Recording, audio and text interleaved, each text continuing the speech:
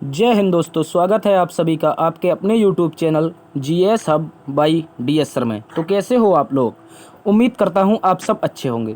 साथ ही आज की श्रृंखला में हम एक बार फिर से देखने वाले हैं एसएससी एमटीएस एग्ज़ाम एनालिसिस 2023। साथ ही आज आपको पहले ही क्लियर कर दूं, आज है आपकी 20 मई। साथ ही 20 मई है और 20 मई को आपका कोई एग्ज़ाम नहीं हुआ है, ठीक है। एसएससी एमटीएस का जो एग्ज़ाम चल रहा है वो सोमवार से शुक्रवार के पैटर्न में चल रहा है। तो आज आपका सैटरडे है और सैटरडे को आपका कोई एग्ज़ाम नहीं हुआ है। सैटरडे और संडे को कोई एग्ज़ाम नहीं होता है। फिर भी हम आपके लिए एक इम्पोर्टेंट क्लास लेके आए हैं, जिसमें से हम देखेंगे जो एसएससी एमटीएस ने अभी तक के क्वेश्चन पूछे हैं, उनमें से जो मोस्ट इंपॉर्टेंट क्वेश्चन बन सकते थे उन सभी का अध्ययन करेंगे।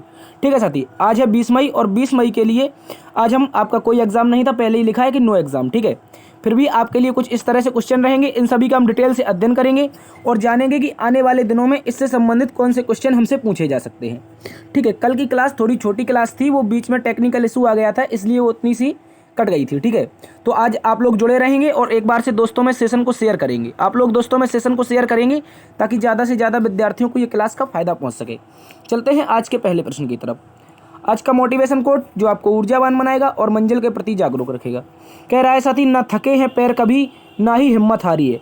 न थके हैं पैर कभी ना ही हिम्मत हारी है। हौसला है ज़िंदगी में कुछ कर दिखाने का, इसलिए आज भी ज़िंदगी का सफ़र जारी है। ठीक है, कह रहा है कि न थके हैं पैर कभी ना ही हिम्मत हारी है। साथी, कितनी भी संघर्ष क्यों ना हो, आप परीक्षा में एक बार फेल होंगे। साथी याद रखना, एक बार फेल होंगे, एक बार फेल होंगे या 2 बार फेल होंगे। यदि आप निरंतर प्रयास करते रहेंगे तो आप तीसरी बार में ज़रूर सफल हो जाएंगे। ठीक है, आप अपनी उन गलतियों को सुधारिए जिस कारण आप असफल हो रहे हैं।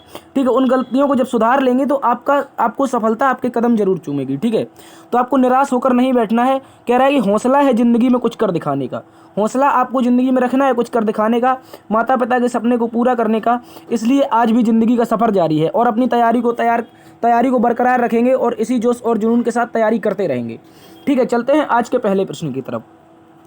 आज का पहला प्रश्न आपसे कह रहा था कि अ सूटेबल बॉय पुस्तक प्रसिद्ध पुस्तक किसकी है। इस तरह से क्वेश्चन आया था कि अ सूटेबल बॉय किसकी प्रसिद्ध पुस्तक है, इस तरह से क्वेश्चन आया था। तो याद रखेंगे साथी, जो अ सूटेबल बॉय पुस्तक है ये विक्रम सेठ की पुस्तक है। किसकी? एक राइटर हैं, भारत के मशहूर राइटर हैं विक्रम सेठ। आप इनको इस तरह से यहाँ पर देख सकते हैं, मशहूर राइटर हैं विक्रम सेठ, और विक्रम सेठ ने एक पुस्तक लिखी थी। इनके हाथ में जो ये पुस्तक दिखाई दे रही है अ सूटेबल बॉय। ठीक है, इंपॉर्टेंट पुस्तक है, याद रखेंगे। एग्जाम में एसएससी 3 से 4 बार पूछ चुका है। ठीक है, चाहे वो सीजीएल हो, सीएचएसएल हो, एसएससी जीडी में तक भी ये पूछा गया था, इसलिए ये क्वेश्चन इंपॉर्टेंट हो जाता है। ठीक है, ये अक्सर पुस्तक चर्चा में रही थी क्योंकि ये आज तक की सबसे ज़्यादा बिकने वाली पुस्तक थी। ठीक है, चलते हैं अगले प्रश्न की तरफ, इसको आप लोग अच्छे से याद रखेंगे। अगला प्रश्न कह रहा था साथी, औरंगजेब ने अपनी पत्नी की याद में किसका निर्माण कराया था। इंपॉर्टेंट क्वेश्चन है, याद रखेंगे। औरंगजेब की बात करेंगे तो इसने साथी क्या किया था, इसने बीबी के मकबरे का निर्माण करवाया था। साथी कहाँ पर करवाया था, तो औरंगाबाद में करवाया था। कहाँ पर? महाराष्ट्र में एक जगह पड़ती है, कहाँ पर? याद रखेंगे महाराष्ट्र में। और महाराष्ट्र में कहाँ पर? तो याद रखेंगे औरंगाबाद में। इंपॉर्टेंट क्वेश्चन है, याद रखेंगे साथी। औरंगाबाद में यहाँ पर औरंगजेब के द्वारा क्या करवाया गया था, बीबी के मकबरे का निर्माण करवाया गया था।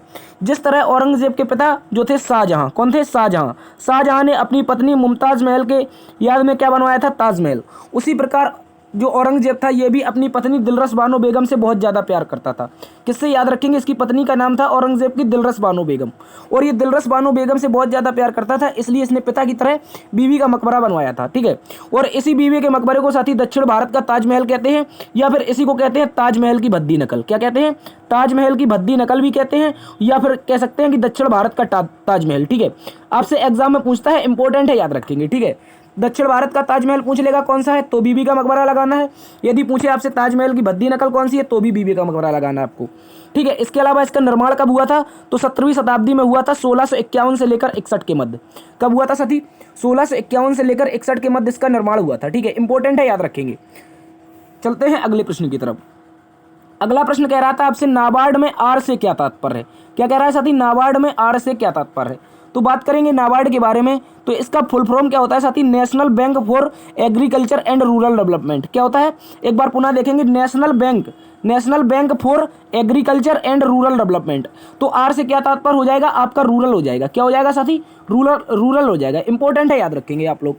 आर से क्या हो जाएगा, आपका रूरल हो जाएगा। ठीक है, इसको याद रखेंगे। तो यही क्वेश्चन आपसे पूछा था, आर से क्या तात्पर्य है। हो सकता है अगली बार ए से पूछ ले या फिर बी से पूछ ले नाबार्ड में, तो सभी को आप याद रखना है। एक बार National Bank for Agriculture and Rural Development. ठीक है, इंपॉर्टेंट है, याद रखेंगे। चलते हैं अगले प्रश्न की तरफ, लेकिन इसके बारे में नाबार्ड के बारे में अलग से जानकारी लेते हैं। नाबार्ड की जो स्थापना हुई थी साथी, ये 12 जुलाई 1982 को हुई थी। कब हुई थी साथी? 12 जुलाई 1982 को नाबार्ड की स्थापना हुई थी।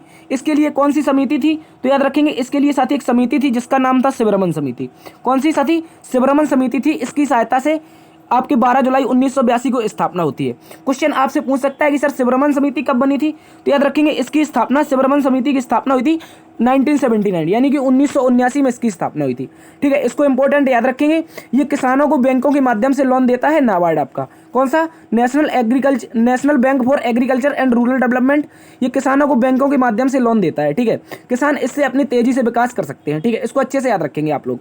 हिंदी में इसको कहते हैं राष्ट्रीय ग्रामीण एवं कृषि विकास बैंक। क्या कहते हैं? राष्ट्रीय ग्रामीण एवं कृषि विकास बैंक इसको कहा जाता है, ये भी याद रखेंगे। चलते हैं अगले प्रश्न की तरफ। अगला प्रश्न कह रहा था अनुच्छेद 19 से 22 में किसका उल्लेख मिलता है?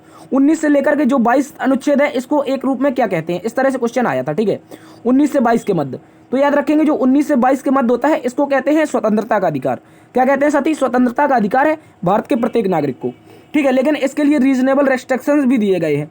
लेकिन आपको याद रखना है जो अनुच्छेद 19 से लेकर के 22 तक जो आपका मिलता है वो मिलता है स्वतंत्रता का अधिकार, जो कि आपके भारतीय संविधान में एक मौलिक अधिकार है। ठीक है, यदि आपके मौलिक अधिकारों का हनन होता है तो अनुच्छेद 32 के तहत आप लोग सुप्रीम कोर्ट जा सकते हैं।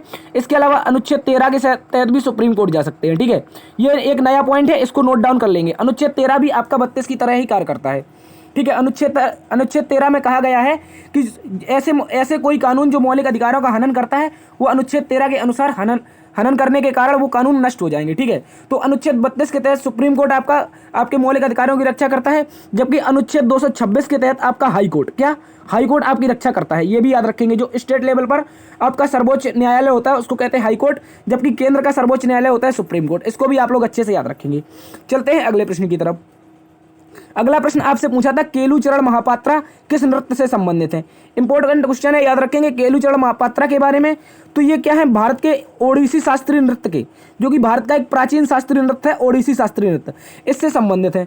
साथ ही ओडिसी शास्त्रीय नृत्य की बात की जाए तो ये ओडिशा राज्य में इसकी उत्पत्ति हुई थी। ठीक है, याद रखेंगे। यदि आपसे पूछा जाता है महापात्रा के बारे में, किसके बारे में? महापात्रा के बारे में कोई भी शब्द आता है तो आप लोग सीधा सा आंसर लगाएंगे ओडिसी के बारे में।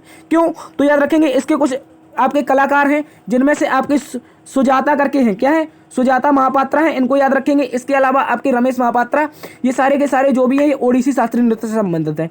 ठीक है, इसके अलावा कथक में एक क्वेश्चन आता है महाराज के बारे में। यदि कथक के बारे में पूछेगा आपको महाराज याद रखना है। क्या याद रखना है? लास्ट में उसके महाराज लगा होना चाहिए, इसलिए आपको कथक हो जाएगा। लेकिन किशन महाराज इसमें अपवाद हैं जो कि तबला बजाते हैं। ठीक है, इसको याद रखेंगे।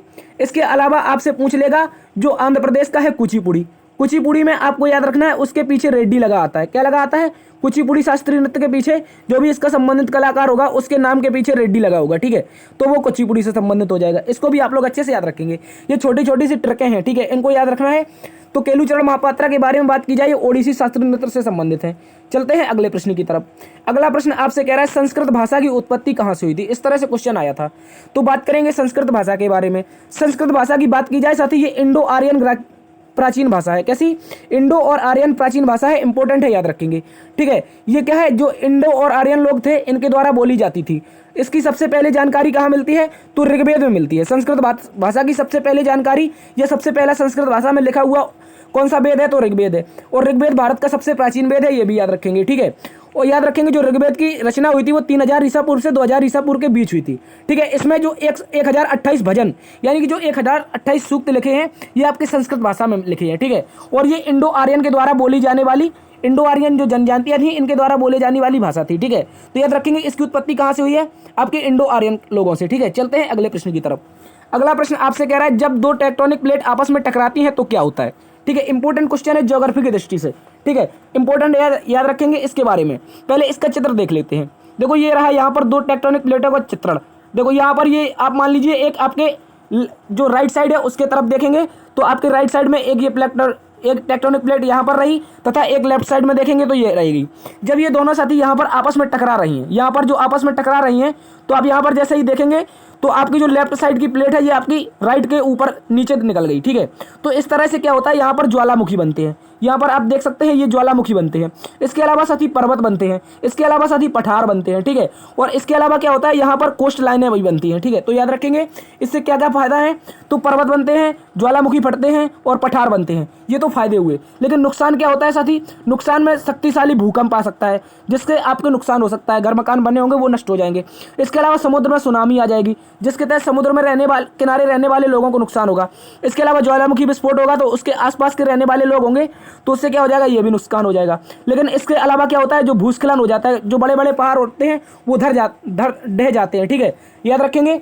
तो भूस्खलन भी होता है, भूकंप आता है, सुनामी आता है, ज्वालामुखी विस्फोट होते हैं, इससे नुकसान भी है और फायदे भी है, ठीक है। तो जब दो टेक्टोनिक प्लेटें धंसती हैं, आपस में मिलती हैं, टकराती हैं, तो क्या होता है, भूकंप, सुनामी, ज्वालामुखी, ये सारी की सारी चीज़ें आपकी आती हैं। इनमें से कोई ना कोई आपको ऑप्शन दिया होगा, ठीक है, इसको आप लोग अच्छे से याद रखेंगे। चलते हैं साथी अगले प्रश्न की तरफ। अगला प्रश्न आपसे कह रहा है कि 1756 में जब अली बर्दी की मृत्यु हुई तो उसके पश्चात बंगाल का नवाब कौन बना। देखो साथी 1756 में अली बर्दी नामक एक बंगाल का नवाब हुआ करता था। इसकी साथी मृत्यु हो जाती है, किसी कारणवश इसकी मृत्यु हो जाती है। तो क्या होता है, इसका जो पुत्र था, इसका पुत्र था नवाब सिराजुद्दौला। कौन था, नवाब सिराजुद्दौला इसका पुत्र था। तो यही इसका राजा बन जाता है। बंगाल का अगला नवाब कौन बनता है अली बर्दी के बाद, तो नवाब सिराजुद्दौला अगला राजा बन जाता है, ठीक है, याद रखेंगे। तो बंगाल का नया नवाब कौन बना अली बर्दी की मृत्यु के बाद, तो सिराजुद्दौला। लेकिन साथी एक क्या होता है, 1757 में आपका प्लासी का युद्ध होता है। कौन सा, 1757 में प्लासी का युद्ध होता है। इसमें जो नवाब सिराजुद्दौला है इसका एक सेनापति था मीर जाफर। कौन था, मीर जाफर। साथी ये आपका अंग्रेजों से मिल जाता है और ये मीर जाफर का जो लड़का होता है वो आपका नवाब सिराजुद्दौला को मार देता है, ठीक है।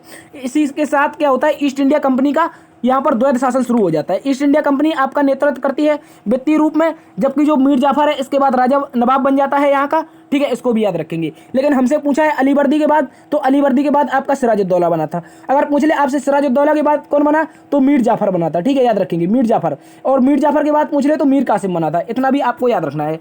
चलते हैं अगले प्रश्न की तरफ। अगला प्रश्न आपसे पूछा था ब्रजभूषण कावड़ा किससे संबंधित है। तो बात करेंगे ब्रजभूषण कावड़ा के बारे में साथी। ये भारत के एक प्रसिद्ध शास्त्रीय संगीतकार हैं। क्या है साथी, प्रसिद्ध शास्त्रीय संगीतकार हैं। साथी बजाते क्या है, तो याद रखेंगे ये गिटार बजाते हैं। क्या बजाते हैं, गिटार। और जो गिटार है इसको शास्त्रीय वाद्य यंत्र बनाने में इन्होंने महत्वपूर्ण भूमिका निभाई है। किसने साथी, ब्रजभूषण कावड़ा ने। तो याद रखेंगे ब्रजभूषण कावड़ा गिटार से संबंधित है, भारत के शास्त्रीय वाद्य यंत्र से, ठीक है, और भारत के एक प्रसिद्ध शास्त्रीय संगीतकार हैं। इंपॉर्टेंट क्वेश्चन है, याद रखेंगे। चलते हैं अगले प्रश्न की तरफ। अगला प्रश्न आपसे कह रहा है भारत में राज्यपाल बनने के लिए न्यूनतम आयु क्या होती है। इस तरह से क्वेश्चन आया था। तो लेकिन हम सभी के बारे में जान लेंगे, राज्यपाल के बारे में, राष्ट्रपति के बारे में, उपराष्ट्रपति के बारे में। तो याद रखेंगे इनके लिए न्यूनतम आयु होती है 35 वर्ष। इन तीनों के लिए न्यूनतम आयु कितनी होती है, तो 35 वर्ष, ठीक है। लेकिन प्रधानमंत्री और मुख्यमंत्री की बात की जाए तो साथी इनके लिए न्यूनतम आयु होती है 25 वर्ष। कितनी साथी, 25 वर्ष। यदि आप में से कोई 25 वर्ष का हो चुका है तो आप मुख्यमंत्री और प्रधानमंत्री का चुनाव लड़ सकते हैं, ठीक है। हालांकि ये प्रक्रिया बहुत लंबी होती है। इसके अलावा बात पूछेगा आपसे राज्यसभा के बारे में। किसके बारे में, राज्यसभा के बारे में। तो राज्यसभा का जो सदस्य बनेगा उसकी आयु 30 वर्ष होगी, जबकि जो लोकसभा का सदस्य बनेगा साथी उसकी आयु 25 वर्ष होगी, ठीक है। इसके अलावा विधानसभा का जो सदस्य बनेगा उसके अलावा उसकी भी आयु 25 वर्ष होगी, ठीक है। राज्यपाल राष्ट्रपति 35 वर्ष, जबकि प्रधानमंत्री मुख्यमंत्री 25 वर्ष और राज्यसभा सदस्य 30 वर्ष, लोकसभा सदस्य 25 वर्ष। और विधानसभा जो आपके स्टेट में होती है उसके लिए यदि आपका उसको सदस्य बनना है यानी विधायक बनना है तो आपके आयु 25 वर्ष कंप्लीट होनी चाहिए, ठीक है। इसके अलावा साथी कई राज्य हैं, जैसे 6 राज्य हैं जिनमें आपकी विधान परिषद है, और विधान परिषद का सदस्य बनने के लिए साथी आपकी उम्र न्यूनतम होनी चाहिए 30 वर्ष। ये भी आप लोग याद रखेंगे। जिनके राज्यों में विधान परिषद है वो लोग इसको याद रखेंगे, ठीक है। चलते हैं अगले प्रश्न की तरफ। साथी अगला प्रश्न पूछा था जीव विज्ञान का पिता किसे कहते हैं। क्या पूछा था, जीव विज्ञान का पिता किसे कहते हैं। तो बात करेंगे जीव विज्ञान के जनक के बारे में साथी। इनको क्या कहते, इनका नाम क्या है, तो अरस्तु इनका नाम है। क्या नाम है साथी, अरस्तु इनका नाम है, ठीक है। इंपॉर्टेंट क्वेश्चन है। अरस्तु आपके प्लूटो के गुरु थे। किसके, प्लूटो के गुरु थे अरस्तु, ठीक है। और प्लूटो का जो शिष्य था उसका नाम था सिकंदर। क्या नाम था, सिकंदर, जिसने भारत पर आक्रमण किया था, ठीक है। तो प्लूटो का गुरु कौन था, अरस्तु था, और प्लूटो का शिष्य कौन था, तो सिकंदर था। इंपॉर्टेंट है, याद रखेंगे। लेकिन याद रखेंगे 1802 में यदि बात करें जीव विज्ञान शब्द की तो 1802 में दो भौतिक विज्ञानी थे, सॉरी जीव विज्ञानी थे, जिनका नाम था, एक का नाम था लेमार्क जबकि दूसरे का नाम था ट्रेवर नेबस। क्या नाम था, ट्रेवरनेस दूसरे का नाम था, पहले का नाम था लेमार्क। इन दोनों ने मिलकर साथी 1802 में क्या नाम दिया था, आपका जीव विज्ञान नाम दिया था। ठीक है, इससे पहले इसको कुछ और कहा जाता था, लेकिन जीव विज्ञान नाम किसने दिया था, तो लेमार्क और ट्रेवरनेस ने दिया है। इंपॉर्टेंट है, याद रखेंगे। चलते हैं अगले प्रश्न की तरफ। साथी अगला प्रश्न आपसे कह रहा है गांधी सागर बांध किस नदी पर स्थित है। इंपॉर्टेंट क्वेश्चन है, याद रखेंगे। बात करेंगे गांधी सागर बांध के बारे में। तो गांधी सागर जो बांध है साथी, ये आपका चंबल नदी पर स्थित है। किस पर, चंबल नदी पर स्थित है। इंपॉर्टेंट क्वेश्चन है, याद रखेंगे। साथी किस राज्य में स्थित है, तो मध्य प्रदेश में स्थित है। कहां पर, मध्य प्रदेश में। साथी मध्य प्रदेश का एक जिला पड़ता है मंदसौर। कौन सा, मध्य प्रदेश का एक जिला पड़ता है मंदसौर। इसी मंदसौर जिले में पंडित जवाहरलाल नेहरू के द्वारा 1954 में, कब साथी, इसी मंदसौर जिले में पंडित जवाहरलाल नेहरू जब प्रधानमंत्री हुआ करते थे, उसी समय 1954 में ये चंबल नदी पर जो गांधी सागर बांध है, इसकी क्या रखी गई थी, आधारशिला रखी गई थी। ठीक है, इंपॉर्टेंट क्वेश्चन है, याद रखेंगे। और इसकी अगर क्षमता की बात की जाए तो ये आपकी लगभग आपके 110 गीगावाट क्षमता उत्पादन करता है। ठीक है, इस तरह से याद रखेंगे, मेगावाट या गीगावाट, इसको कंफर्म कर लेंगे। गांधी सागर बांध के बारे में, चंबल नदी पर स्थित है, ये भी याद रखेंगे। और ये कहां पर है, मध्य प्रदेश के मंदसौर जिले में। ठीक है, इंपॉर्टेंट क्वेश्चन है, याद रखेंगे। चलते हैं अगले प्रश्न की तरफ। अगला प्रश्न कह रहा है साथी अंडर 17 फुटबॉल महिला विश्व कप का खिताब किसने जीता था। इंपॉर्टेंट क्वेश्चन है, याद रखेंगे। एसएससी इसको कई बार पूछ चुका है, जितने भी एग्जाम हुए इसमें बराबर इसने पूछा है। तो याद रखेंगे अंडर 17 फुटबॉल महिला वर्ल्ड कप के बारे में। सबसे पहले तो इसका आयोजन कहां पर हुआ था, तो अपने प्यारे देश भारत में इसका आयोजन हुआ था। कहां पर साथी, भारत में इसका आयोजन हुआ था, जो अंडर 17 फुटबॉल महिला विश्व कप था। साथी इसको जीता किसने, तो याद रखेंगे आप लोग, स्पेन ने। किसने, स्पेन ने साथी कोलंबिया को हराकर। किसको, कोलंबिया नामक देश है, इसको हराकर अंडर 17 फुटबॉल महिला विश्व कप का खिताब जीता है स्पेन ने। साथी भारत में कहां कहां आयोजन हुआ था, हो सकता है पूछ ले आपसे, तो याद रखेंगे। एक राज्य था आपका गोवा। कौन सा, गोवा। दूसरा आपका नवी मुंबई। कहां पर साथी, नवी मुंबई, जो कि महाराष्ट्र में पड़ता है। इसके अलावा तीसरा भुवनेश्वर। कहां पर, ओडिशा के भुवनेश्वर में। इन 3 शहरों में इसका आयोजन हुआ था। गोवा, नवी मुंबई, भुवनेश्वर, 3 जगह पर भारत में अंडर 17 फुटबॉल महिला विश्व कप का आयोजन हुआ था।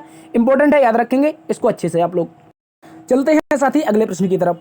अगला प्रश्न आपसे कह रहा है बाबर ने काबुल पर कब विजय प्राप्त की। यानी कि क्वेश्चन पूछ रहा है कि जो बाबर था, इसने काबुल को कब जीता था। ठीक है, याद रखेंगे आप लोग, जो 1504 ईस्वी थी। 1504 ईस्वी में बाबर के द्वारा काबुल पर आक्रमण कर दिया जाता है और आक्रमण करके काबुल को जीत लिया जाता है। ठीक है, याद रखेंगे, बाबर के द्वारा 1504 ईस्वी में। क्वेश्चन का आंसर क्या हो जाएगा, 1504। ठीक है, 1504 ईस्वी में बाबर ने काबुल को जीत लिया था। इसके अलावा 1507 में बाबर ने किसको जीता, गांधार को जीता, और इसे जीतकर पादशाह की उपाधि धारण की थी। ठीक है, याद रखेंगे, बाबर ने काबुल और गांधार को जीत करके पादशाह की उपाधि धारण की थी। इंपॉर्टेंट क्वेश्चन है, याद रखेंगे आप लोग। चलते हैं अगले प्रश्न की तरफ।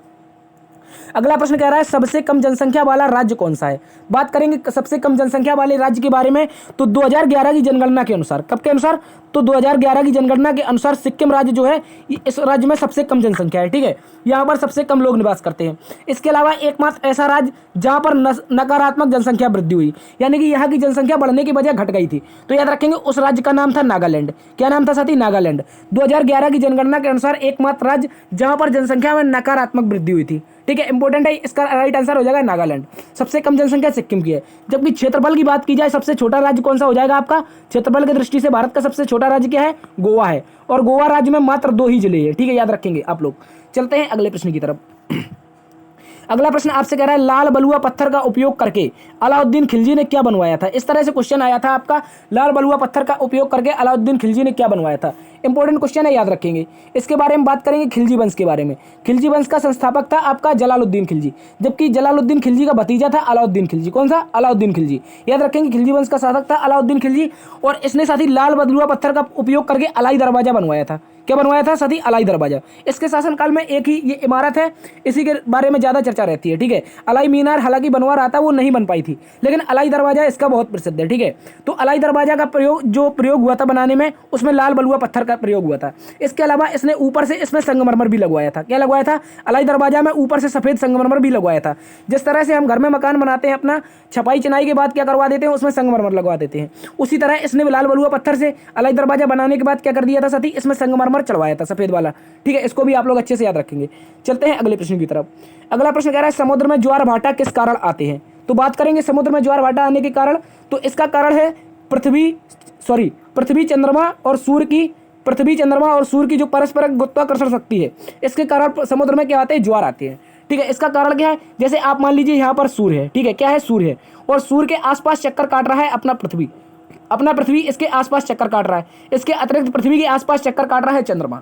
देखो, तो पृथ्वी में क्या है, आपका समुद्र है, समुद्र है यहाँ पर, जब समुद्र है तो चंद्रमा जिस तरह से यहाँ पर पृथ्वी के चारों ओर चक्कर काटेगा, जिस तरह से यदि यहाँ पर इस तरह से आता रहेगा चंद्रमा, तो इसका जो समुद्र का पानी है, पृथ्वी के समुद्र का पानी है, वही उसी तरफ घूमता रहता है। चंद्रमा के गुरुत्वाकर्षण में इतनी शक्ति होती है साथी, ये तो इसका पानी पृथ्वी का जिस तरफ चंद्रमा जाएगा, पृथ्वी के उसी तरफ चंद्रमा का जो पृथ्वी का पानी है वो उसके तरफ जाता रहेगा। ठीक है, याद रखेंगे। हालांकि इसमें आपका सूर्य का भी गुरुत्वाकर्षण थोड़ा थोड़ा काम करता है। ठीक है, तो इसमें सूर्य का भी गुरुत्वाकर्षण काम करता है और चंद्रमा का गुरुत्वाकर्षण भी काम करता है। ठीक है, याद रखेंगे आप लोग। इसी कारण जो समुद्र में ज्वार भाटा आते हैं इनको याद रखेंगे, और ज्वारी ऊर्जा का प्रयोग करके हम बिजली भी बनाते हैं। ठीक है, इसको भी आप लोग अच्छे से याद रखेंगे। इंपॉर्टेंट कॉन्सेप्ट है, इसको आप लोग याद रख लेंगे। इसको रट डाला तो लाइव जिंगा लाला। ठीक है, चलते हैं अगले प्रश्न की तरफ। अगला प्रश्न कह रहा है साथी, हिंदुस्तानी संगीत की मशहूर गायिका, हिंदुस्तानी संगीत की मशहूर गायिका गंगूबाई हंगल का संबंध किससे है? गंगूबाई हंगल का संबंध किससे है? तो बात करेंगे साथी गंगूबाई हंगल के बारे में। तो ये है किस राज्य से है? ये आपके किराना घराने से संबंधित है। कौन से घराना से? किराना घराने से। लेकिन हमसे पूछा था साथी राज्य, किस राज्य से संबंधित है? तो इसका राइट आंसर हो जाएगा कर्नाटक। क्या हो जाएगा? ये साथी कर्नाटक राज्य से संबंधित है। ठीक है, इंपॉर्टेंट क्वेश्चन है। जो हिंदुस्तानी शास्त्रीय संगीत की मशहूर गायिका है गंगूबाई हंगल, साथी ये संगीत की नब्ज कही जाती है और साथी ये कर्नाटक से संबंधित है। यदि इनके बारे में घराना पूछे कौन सा है तो किराना घराना है। इंपॉर्टेंट है, याद रखेंगे। चलते हैं अगले प्रश्न की तरफ। अगला प्रश्न आपसे कह रहा है अनुच्छेद 23 और 24। क्या कह रहा है? अनुच्छेद 23 और 24 किसका उल्लेख मिलता है? तो याद रखेंगे जो भारतीय संविधान का अनुच्छेद 23 और 24 है, इसमें साथी आपका मिलता है किसका उल्लेख? आपके शोषण के विरुद्ध अधिकार का। किसका साथी? शोषण के विरुद्ध अधिकार का उल्लेख मिलता है। कहां पर? तो इंपॉर्टेंट है, याद रखेंगे अनुच्छेद 23 और 24 में। कौन से? अनुच्छेद 23 और 24 में शोषण के विरुद्ध अधिकार का उल्लेख मिलता है। ठीक है, इंपॉर्टेंट है, याद रखेंगे। इसको अच्छे से याद रख लेना आपको। अभी हमने डिस्कस किया था 19 से 22 के बीच, उसमें स्वतंत्रता का अधिकार था। ये भी आपका मौलिक अधिकार है, अनुच्छेद 23 और 24। चल, तो ये थी साथी आज की क्लास। उम्मीद करता हूँ आज की क्लास और एनालिसिस आपको पसंद आया होगा। यदि पसंद आया है तो आपसे निवेदन है, एक बार से सेशन को लाइक कर दीजिए, दोस्तों में एक बार से सेशन को शेयर कर दीजिए। साथी बहुत ज़्यादा मेहनत लगती है, तो आपसे निवेदन है चैनल को सब्सक्राइब जरूर कर लें। ठीक है, चैनल को सब्सक्राइब जरूर करना है ताकि हमारा भी मोटिवेशन बने रहेगा और हम आपके लिए इस तरह की क्लास लेते आएंगे। ठीक है, बराबर आपके लिए इस तरह की क्लास करवाई जाएगी जो कि आपके एग्जाम की दृष्टिकोण से अति महत्वपूर्ण साबित होने वाली है। ठीक है, तो आप लोगों को क्या करना है, एक बार से सेशन को शेयर जरूर करना है, शेयर करके सब्सक्राइब करना है। ठीक है, जिन्होंने अभी तक सब्सक्राइब नहीं किया है तो देखते रहिए जीएस बाय डीएस सर। बड़ों का सम्मान करना, छोटों को प्यार देना, अपना भी ख्याल रखना। मिलते हैं कल इसी टाइम, तब तक के लिए अपना ख्याल रखना। जय हिंद।